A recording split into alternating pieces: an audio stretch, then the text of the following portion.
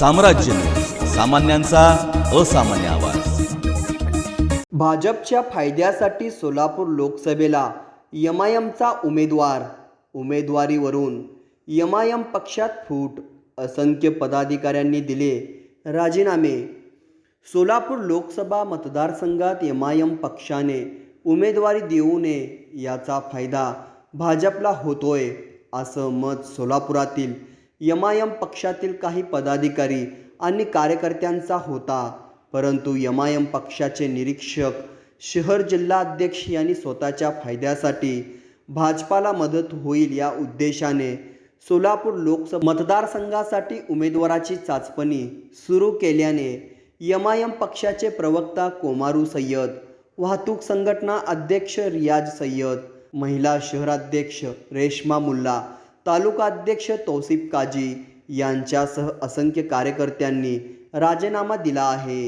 MIM पक्षाचे प्रवक्ता कोमारू सय्यद, वाहतूक संघटना अध्यक्ष रियाज सय्यद, महिला शहराध्यक्ष रेश्मा मुल्ला, तालुका अध्यक्ष तौसिफ काजी यांनी बुधवारी पत्रकार परिषद घेऊन या संदर्भात अधिक माहिती दिली।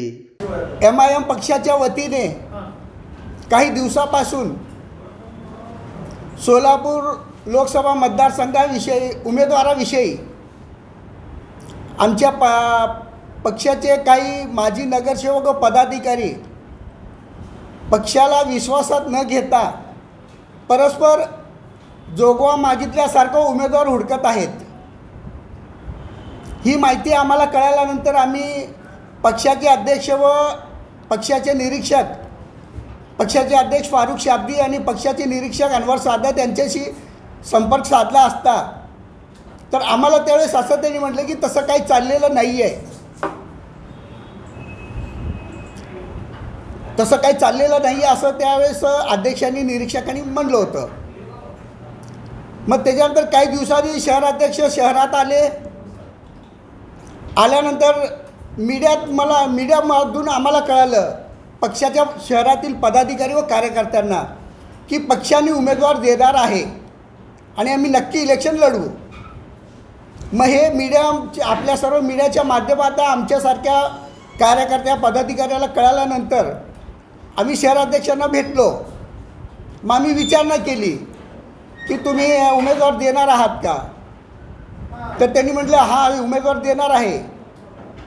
मग आम्ही म्हटलं पक्षाच्या इथले पदाधिकाऱ्यांना कार्यकर्त्यांना विश्वासात न घेता तुम्ही परस्पर उमेदवार डिक्लेअर केलात, हे कितपत योग्य आहे? तर त्यांनी म्हणालेत की मला वर्ण प्रेशर आहे। म्हणलं कुणाचं आहे? नाही मला वर्ण प्रेशर आहे। म्हणलं तुम्ही आमच्यासारख्या पदाधिकाऱ्याला जर सांगू शकत नाही कुणाचं प्रेशर आहे, मग नंतर फार बोलल्यानंतर त्यांनी म्हटले की मला वर्ण इम्तियाज जलील यांचा प्रेशर आहे की इथून उमेदवारी तुम्ही द्या। मी म्हटलं का द्यायचं? इथल्या लोकसभेच्या लोकसंख्येचं मतदारांचा अभ्यास तुम्ही केलात का? आपण गेल्या वेळेस वंचित आणि एमआयएम युती होती, त्यावेळेस युती असताना पण आणि एवढे मोठे बलाढ्य नेते प्रकाश आंबेडकर साहेब आपले उमेदवार असताना आपल्याला 1,70,000ला लॉक झालो आपण आणि तेवढ्याच मतानं काँग्रेसचे सुशीलकुमार शिंदे साहेब तेवढ्याच मतानं पडलेत आणि भाजपची सीट आली। मग यावेळेस तर वंचित आपल्यासोबत नाही आहे आणि इतर समाजही आपल्यासोबत येत नाही। एमआय म्हटलं तर इतर समाज फार लांब जात आहे। मग फक्त एमआयच्या जोरावर आपण लोकसभा कशी लढवायची? आपण जिंकून येतो का? तर मला म्हटलं आपल्यात खाजगीत राहू दे, आपण जिंकून येत नाही पण वरच्या लोकांचा आदेश आहे। म्हटलं काय आदेश आहे? तर त्यांना तिथं ॲडजस्ट करण्यासाठी त्यांनी ब्लॅकमेलिंग करायला लागलेत। इम्तियाज जलीलला म्हणजे त्यांचं म्हणणं असं आलं की काँग्रेसच्या लोकांनी त्यांना तिथं मदत करावी, मग आम्ही इथं विटॉल करतो, आम्ही इथं उमेदवार देणार नाही आहे। म्हटलं हे कितपत योग्य आहे? असं केलं तर काँग्रेसवाले ऐकतील का तुम्हाला?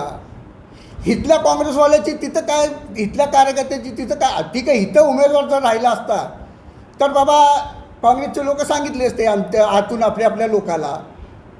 आता शिंदेसाहेब किंवा पंडितताई औरंगाबादच्या कार्यकर्त्यांना कसं सांगतील? हे शक्य आहे का? नाही, आता असं प्रेशर आहे। मग आता मी तुम्हाला बोललो मी आता काही करू शकत नाही. मग म्हणलं असं झाल्यामुळं मग सरळ आपण भाजपचे बी टीम म्हणून सिद्ध होतो आणि भाजप निवडून येते. नाही त्याला आपण काय करू शकतो, वरनं मला प्रेशर आहे. मग असं आम्ही एक दोनदा बोललो, सांगितलो, आमच्या इन्चार्जला पण बोललो, निरीक्षकालाही ऐकायला तयार नाही आहेत. मग आम्ही म्हटलं आता अजून काही पदाधिकारी बाहेर पडतीलच रमजान ईद नंतर. आम्ही पक्षाचे पदाधिकारी बसलो, विचार केलो की बाबा आज मुस्लिम समाजाला जे त्रास आहे भाजपमुळे, कुठल्याही समाजाला एवढा त्रास नाही आहे.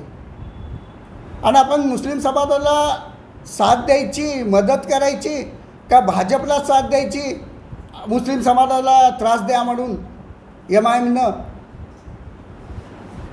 हे असं विचार झाल्यानंतर मग आम्ही काही पदाधिकारी विचार केला की बाबा ते ऐकायला तयार नाही आहेत. त्यांनी एकट्यासाठी इथल्या मुसलमानांना त्यांनी विटीत धरलेला आहे. MIM पक्ष इम्तियाज जलीलला निवडून आणण्यासाठी हे फारुख शब्दी त्यांचे माणूस असल्यामुळं त्यांचंच ऐकतात. मग तुम्ही तिथं तुमचं राजकारण तिथलं झालं हो, पण इथल्या मुसलमानांना तुम्ही काय विटीत धरता. मुद्दे की आम्ही सामूहिक राजीनामा देत आहे ती अत्यंत योग्य आणि खरी गोष्ट आहे. आणि आमचा राजीनामा द्यायचं कारण की कुठल्याही पदाधिकाऱ्यांना विश्वासात घेतलं नाही आणि त्यांना काहीही विचारपूस केलेली नाही आतापर्यंत.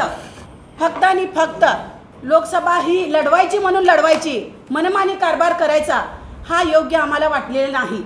कारण की तुम्ही आतापर्यंत कुठल्याही समाजामध्ये जाऊन बैठक घेतलेली नाही. आमदारकीला तुम्ही सर्व समाजाला घेऊन, आमच्या समाजाला घेऊन वैयक्तिक बैठक घेता, तसं लोकसभा तुम्ही निवडणुकीला उमेदवार देत आहे तसं कुठं बैठक घेतली का तुम्ही? अरे तुम्ही स्वतःच्या पदाधिकाऱ्याला विश्वासात घेतलं नाही आणि डायरेक्ट लोकसभा निवडत आहे. ह्याचा आम्हाला खुलासा असं वाटतं आहे की डायरेक्ट हा BJPला आणण्याचा अजेंडा आहे त्यांचा.